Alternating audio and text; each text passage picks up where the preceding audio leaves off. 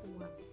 Hai, perkenalkan nama saya Rahmayani Jumadil dari kelas TK 1A Keperawatan, program studi D3 Keperawatan Manokwari, Poltekkes Kemenkes Sorong. Nah, di sini saya akan membahas tentang penyakit malaria. Pasti sudah tidak asing bukan? Yuk, simak videonya. Pengertian malaria. Malaria adalah penyakit infeksi menular yang menyebar melalui gigitan nyamuk. Penderita malaria akan mengeluhkan gejala demam dan menggigil. Walaupun mudah menular melalui gigitan nyamuk, malaria bisa sembuh secara total bila ditangani dengan tepat. Namun jika tidak ditangani, penyakit ini bisa berakibat fatal dan menyebabkan anemia berat, gagal ginjal, hingga kematian. Di Indonesia, jumlah penderita malaria cenderung menurun dari tahun ke tahun. Namun, beberapa provinsi di Indonesia masih banyak yang menderita malaria, terutama di wilayah timur Indonesia, yaitu Papua dan Papua Barat. Sementara itu, Provinsi DKI Jakarta dan Bali sudah masuk ke dalam kategori provinsi bebas malaria. Gejala malaria.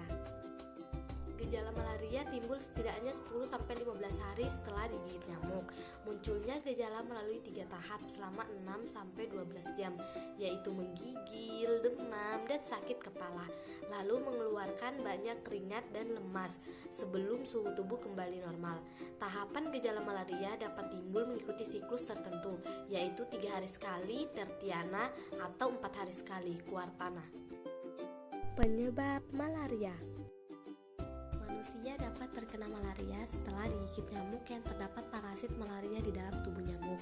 Gigitan nyamuk tersebut menyebabkan parasit masuk ke dalam tubuh manusia. Parasit ini akan menetap di organ hati sebelum siap menyerang sel darah merah. Parasit malaria ini bernama Plasmodium. Jenis Plasmodium bermacam-macam dan akan berpengaruh terhadap gejala yang timbul serta pengobatannya. Diagnosis malaria. Bila seseorang mengalami gejala malaria, dokter akan menanyakan apakah ia tinggal atau baru saja berpergian ke daerah yang banyak kasus malaria. Setelah itu, dokter akan melakukan pemeriksaan fisik dan pemeriksaan darah. Pemeriksaan darah untuk mendiagnosa malaria meliputi tes diagnostik cepat malaria atau RDT malaria dan pemeriksaan darah penderita di bawah mikroskop. Tujuan pemeriksaan darah di bawah mikroskop adalah untuk mendeteksi parasit penyebab malaria dan mengetahui jenis malarianya. Perlu diketahui, pengambilan sampel darah dapat dilakukan lebih dari sekali dan menunggu waktu demam muncul.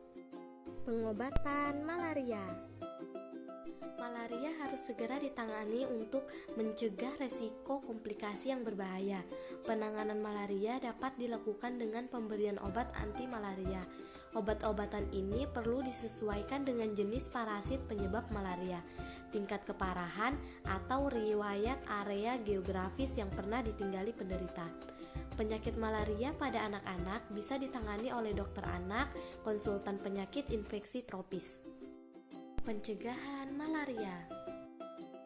Meski belum ada vaksinasi untuk mencegah malaria, dokter dapat meresepkan obat anti malaria sebagai pencegahan jika seseorang berencana berpergian atau tinggal di area yang banyak kasus malarianya. Selain itu, pencegahan bisa dilakukan dengan menghindari gigitan nyamuk, dengan memasang kelambu pada tempat tidur, menggunakan pakaian lengan panjang dan celana panjang, serta menggunakan krim atau semprotan anti nyamuk. Langkah pencegahan gigitan nyamuk juga penting untuk selalu dilakukan pada anak-anak. Demikian